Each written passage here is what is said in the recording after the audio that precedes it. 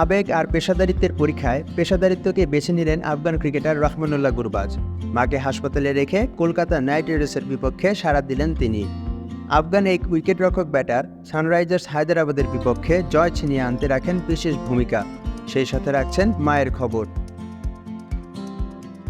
এবারে Indian premier লিগে 22 গজে দেখাই যায়নি গুরবাজকে, কেননা তার জায়গাটা অনেকটাই দখল করে রেখেছিলেন ফিল সল্ট।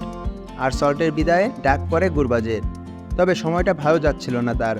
গুরবাজের মা অসুস্থ এবং হাসপাতালে ভর্তি। আর সেই মুহূর্তে ডাক এলো আইপিএলের। তবে তিনি বাস্তবতার সাথে তাল মিলিয়ে পেশাদারিত্বকেই বেছে নিয়েছেন। যোগ দেন কলকাতার হয়ে এবারের আসরের কোয়ালিফায়ারে। এই বিষয়ে গুরবাজ বলেন, আমার মা এখনও অসুস্থ, তিনি হাসপাতালে ভর্তি। আর ফিল সল্টের বিদায়ে কলকাতা নাইট রাইডার্সের কর্মকর্তারা আমাকে কল এবং মেসেজ দেয়। তারা বলেন, গুরবাজ, তোমাকে আমাদের প্রয়োজন, তোমার কি অবস্থা? আমি তাদের জানাই যে আমি আসব। গত মৌসুমে গুরবাজ কলকাতার সাথে যোগ দিয়েছিলেন। তবে তিনি পরিবারের প্রয়োজনে আফগানিস্তানে ফিরে গেলেও কলকাতার বিপদে আবার ঠিকই সাড়া দেন। তিনি বলেন, আমার মা এখন ধীরে ধীরে সুস্থ হয়ে উঠছেন। আমি তার সাথে প্রতিদিনই যোগাযোগ রাখছি, কিন্তু কলকাতাও আমার পরিবার, তাদেরও আমাকে প্রয়োজন, তাই আবার আফগানিস্তান থেকে ফিরে আসি।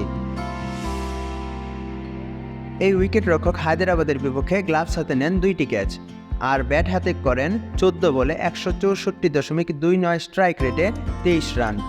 সেখানে 2টি 4 এবং 2টি ছক্কায় সাজিয়েছেন তার এই ইনিংস। 20 রান তিনি বাউন্ডারি থেকেই আদায় করেন। তিনি বলেন, একজন ক্রিকেটার হিসেবে আপনাকে জানতে হবে কখন কি করতে হবে। আপনার যদি কোনো সুযোগ না থাকে তবে আপনাকে ভালোভাবে প্রস্তুতি নিতে হবে এবং সুযোগ তৈরি করতে হবে। এবারের টুর্নামেন্টে পুরোটা সময় জুড়ে দাপট দেখিয়ে এসেছে কলকাতা। আর মাত্র একটি ম্যাচে জয় পেলেই কলকাতা পাবে তৃতীয় আইপিএল শিরোপার স্বাদ। গুরবাজ ফাইনালে তার দায়িত্বটা কতখানি পালন করতে পারে সেটাই এখন দেখার বিষয়।